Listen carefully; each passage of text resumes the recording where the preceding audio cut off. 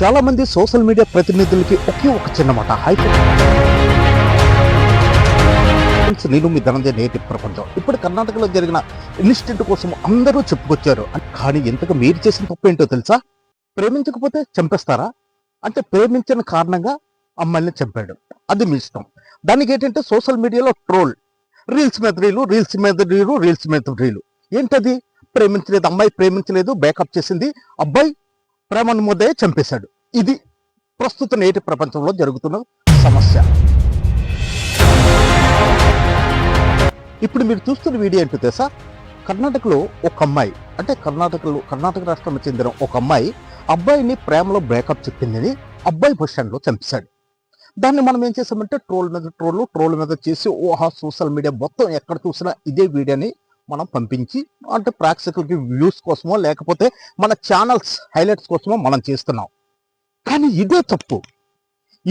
ఈ లఫోట్న కొడుకుల అమ్మాయిని చంపుతుంటే ఈ తప్పుని వీడు చేసిన, అంటే అమ్మాయిని కిరాతంగా చంపినందుకు ఈ లఫోట్న కొడుక్కి మన రాజ్యాంగం వీడికి ఒక శిక్ష విధించిందని మనం 10 సార్లు ట్రోల్ చేస్తే ఇలాంటి లఫోట్న కొడుకులు మళ్ళీ పుట్టుకొస్తారా?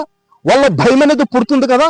అంటే మనం చేసే, అంటే వాడు చేసిన తప్పుని మనం వాడికి హీరోయిజం చేస్తుంటే ఇంకొకడు పుట్టుకొస్తున్నాడు వీడు చేసిన తప్పుకి. అంటే ఇలాంటి లఫోట్న కొడుకులు కిరాతంగా చంపే అమ్మాయిల కోసం వీడు చేసిన తప్పుకి చట్టం ఈ శిక్ష విధించింది, వీడికి ఉరి శిక్ష విధించింది, లేకపోతే జీవితాంతం వీడికి పురుషంగానే కట్ చేసింది, లేకపోతే వీడికి కాళ్ళు చేతులు తీసింది. వీడు చేసిన పనిష్మెంట్ కి మన గవర్నమెంట్, అంటే మన రాజ్యాంగం వీడికి ఇలాంటి శిక్ష వేసిందని మన 10 సార్లు మన సోషల్ మీడియా కానీ ట్రోల్ చేస్తే ఇంకో చెత్తనా కొడుకు ఇలాంటి తప్పులు చేయడానికి భయపడుతున్నాడు. మనం ఏం చేస్తున్నామంటే ఇలాంటి కిరాతకులకి హీరోలు చేస్తున్నాం. అమ్మాయిని చంపేశాడు, బస్ స్టాప్ లో అమ్మాయిని చంపేశాడు, మరీ దారుణంగా చంపేస్తాడని ట్రోల్ మీద ట్రోల్ చేస్తే ఇంకో వీడియో చూపిస్తాను చూడండి.